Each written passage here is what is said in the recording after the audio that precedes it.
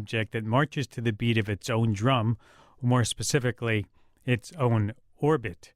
Earlier this month, scientists discovered Niku's orbital plane is tilted by 110 degrees to the sun. That's passed straight up, and it's traveling a path that's practically perpendicular to every other object in the solar system.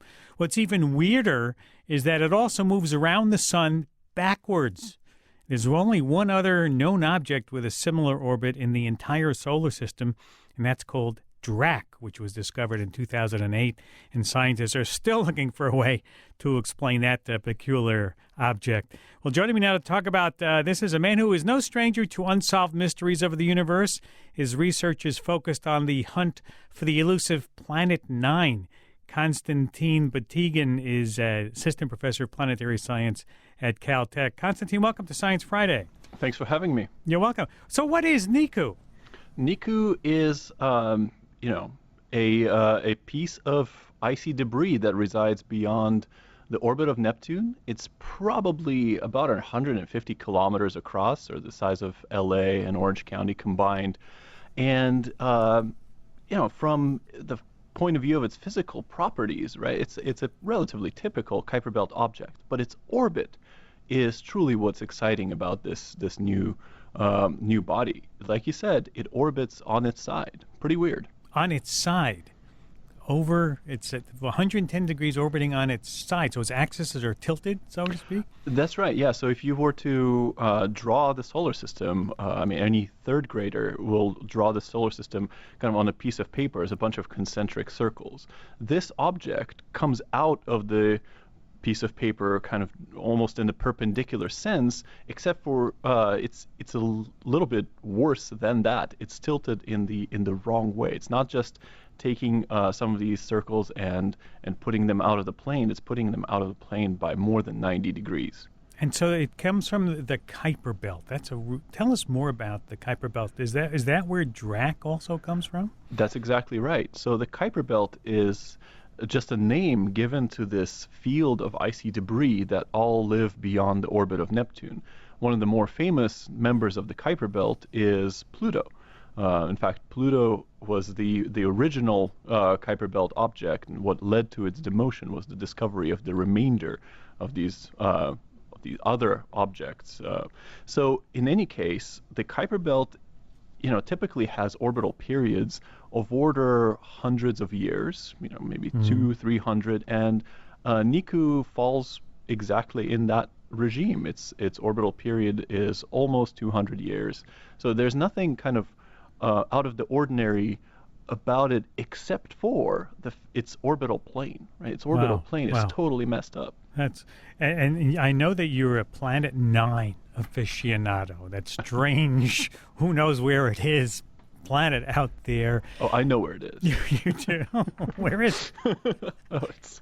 I'm pointing to it right now. I see that. But Drac and Niku are the same kind of planet. Does Planet 9 then inform you about why these planets have such a weird orbit? So interestingly, these guys are too close to Neptune to be affected by Planet 9 as their orbits are right now. Right now they live in the part of the solar system where Planet 9's influence cannot be seen. In fact, most of the known solar system is a region where Planet 9's gravitational influence cannot be felt. For example, the Earth's orbit is not affected by it either. So these guys don't necessarily tell us anything direct about Planet 9.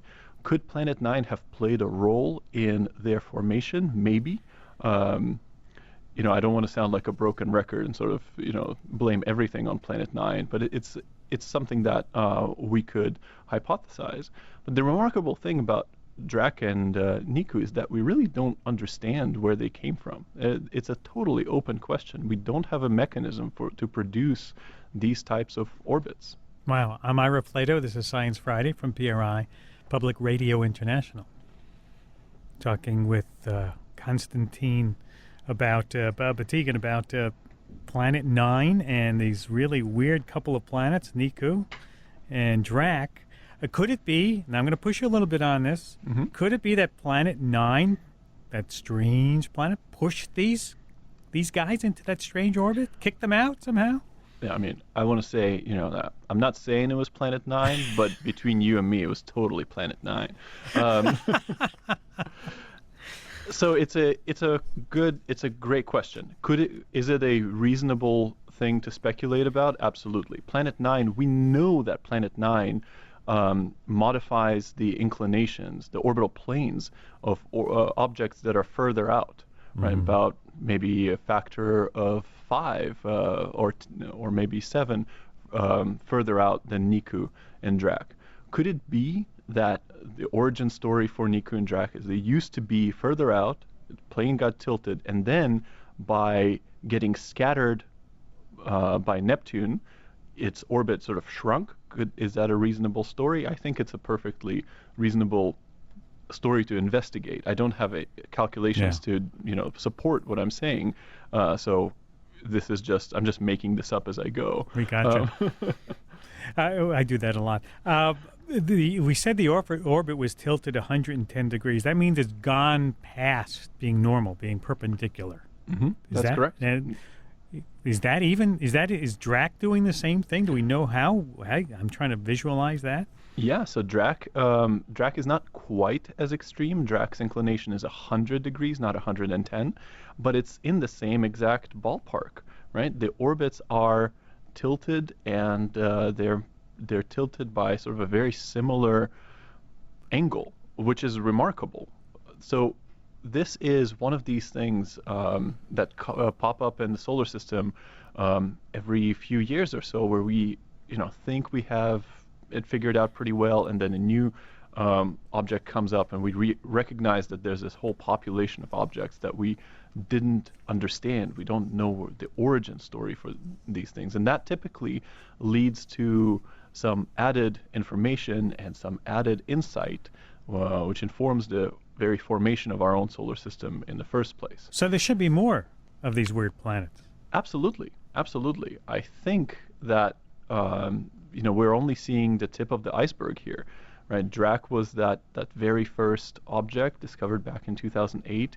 The fact that there are now 2 informs us of the fact that this is a real population. These are not 2 flukes that happen to have very similar orbital planes. This is a real population, and we need to figure out where it comes from. I mistakenly called them planets. I'm just assuming that they're trans-Neptunian objects, right? Right. So TNO. These are smallish asteroid-type bodies. Yeah. Well, we're hoping that you find more, Konstantin, so you can come back and tell us more about these weird things. And yeah, we'll get to work. And hope you'll provide us the exact location of Planet 9 soon, I'm sure. Yeah, you can bet on it.